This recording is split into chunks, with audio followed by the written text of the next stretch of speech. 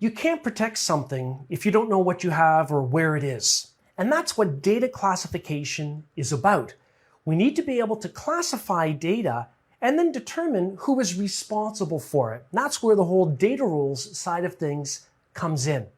Now, classifying data will vary depending on the nature of your organization. So a government and military classification, for example, might come in the form of labeling resources like files or folders or database records as top secret, secret, confidential. Whereas outside of government and military installations, standard classification might come in the form of PII, P-I-I. That's personally identifiable information. Anything that's unique about an individual that can be traced back to them, such as a credit card number. Other types of standard classifications, when you want to classify a file or a folder or a database record, might be PHI, protected health information. This is kind of like PI, except it's specific to the medical industry. Maybe sensitive information related to a patient's medical plan. That would be considered PHI. When we classify data, we might also discover data that is proprietary in nature. Things like trade secrets, maybe for KFC and all the spices that go into that, or how they get the caramel in the Cadbury chocolate. That could be maybe flagged as being proprietary or maybe being flagged as trade secret. Other types of classifications might be public or private information, critical information, financial information. What we are talking about doing is labeling or tagging data. We're adding extra information, metadata, so that we can then easily take the steps to apply controls to protect financial data, for example, as opposed to protecting standard product catalogs available to anyone on the internet. So you have to know what your data is and where it is. So there are a number of data privacy standards that can guide us in doing this. It would ensure things like data privacy and maybe mandatory breach notifications.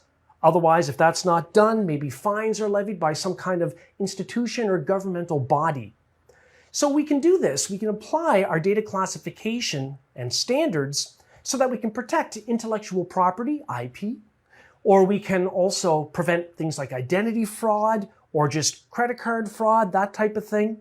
Now, in the United States, we've got HIPAA, the Health Insurance Portability and Accountability Act that we mentioned earlier, which is a data privacy standard that is designed to safeguard medical information related to patients in U.S. institutions that deal with things like medical plans, any kind of medical institution. PCI DSS is used to protect credit card or cardholder information in general when we have merchants that are dealing with or processing those types of details.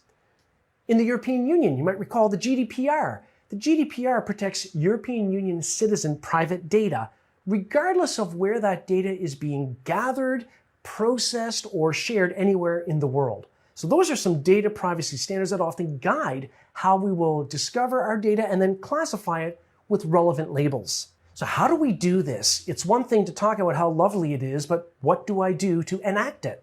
So data classification tools. So one simple way to do this in the cloud is by applying metadata or by tagging cloud resources.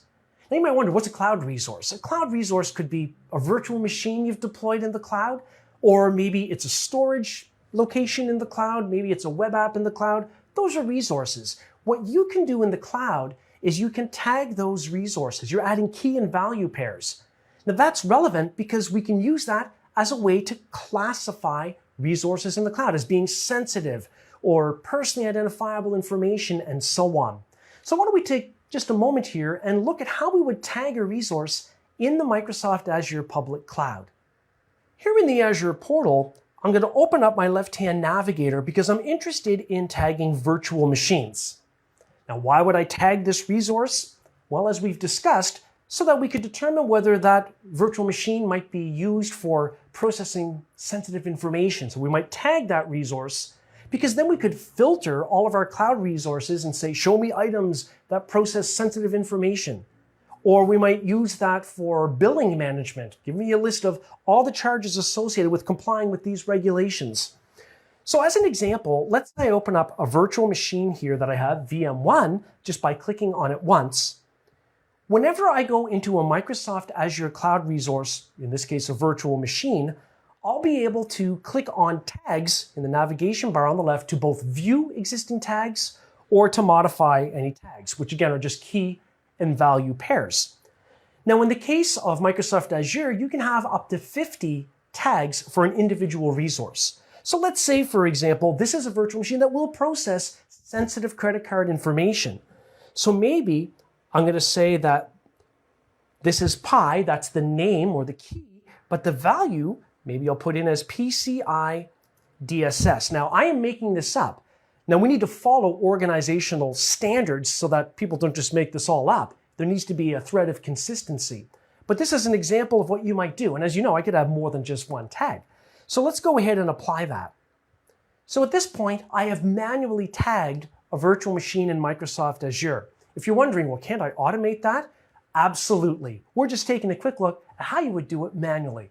Now, there are also other tools that you might use. For instance, even on premises, if you're running the Microsoft Windows Server OS, you can add the role service called File Server Resource Manager, FSRM. Now, among other capabilities, one of the things that FSRM can do is it can scour where you tell it to scour on disks in the server and look for sensitive information. You can even put in patterns, regular expressions that you want to try to map. So maybe looking for social security numbers or credit card numbers, and you can have it flagged as person identifiable information, or maybe in your company it's flagged as financial or something like that. As another example in the cloud, Amazon Macie and Amazon Web Services. This is a service that will discover data you have stored in the cloud and automatically classify it for you. Let's take a look at how that works in the AWS Management Console. Okay, so here in AWS, I'm going to start by searching for S3. This is the storage accounts that I can have created here in the AWS cloud because I've already uploaded some sample data, some of which will get flagged as being sensitive into an S3 storage bucket. Okay, so I've got a bucket here called Project X Files, and just to show you where I'm starting with my source data, if I open up that bucket, I've got some sample files that I've uploaded, and some of them are database files, some of them are Microsoft Excel files, a JPEG, CSV. That's the data. Now, I'm going to search for Macie, M-A-C-I-E. That's what the name of the data discovery and classification services is here in Amazon Web Services. So I've already set up Amazon Macie. So now we can take a look at its findings. For example, if I click Findings over on the left, I can look at it by storage bucket. Storage bucket is just that. It's a storage location in the cloud. So here I have a listing of 2 total findings under my Project X Files bucket. Now, what kind of findings? Well, let's drill down further and see what it discovered and what it thinks it is. So it looks like it automatically found some financial information in those files I uploaded and some personal information. It's got some predefined filters it's using to determine this, and it's pretty cool because if I click on financial, there's a link there. It's a number 1. One potential financial sensitive piece of data was found in Macie. It'll give me details on what file that's in.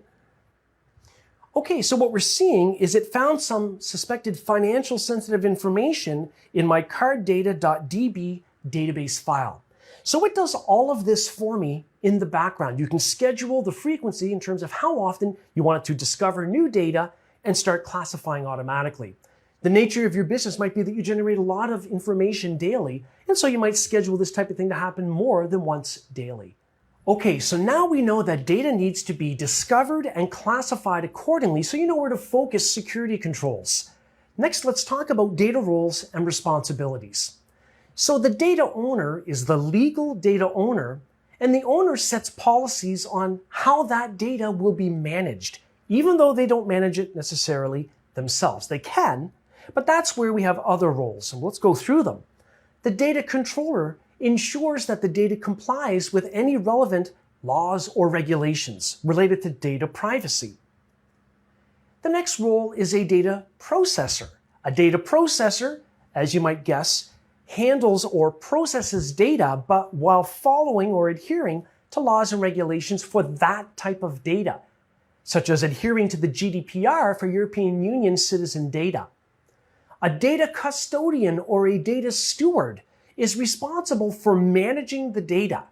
Now, managing means day-to-day management stuff like assigning file system permissions or configuring backup for sensitive data. But that has to be done in alignment with the policy set forth by the data owner. So this is important for the exam. There's a big distinction between the data owner and the data custodian. The owner sets the rules, the custodian implements or enacts those rules for managing the data. Then we have the data privacy officer, or the DPO. And this is even specified within the European Union General Data Protection Regulation, or GDPR, as being an important data role within an organization. The purpose of DPO in that context is, again, to make sure that we are complying with any laws or regulations. So it's kind of like some of the other rules that we've talked about. So we now know, if we come full circle, we have to be able to discover data, primarily sensitive data that needs to be protected, so we know where to focus our energy. We have to remain compliant with any laws and regulations that are relevant, and then we need to consider the data roles and responsibilities. Who's going to set policy on how data should be treated versus who's going to actually manage the data in accordance with those policies.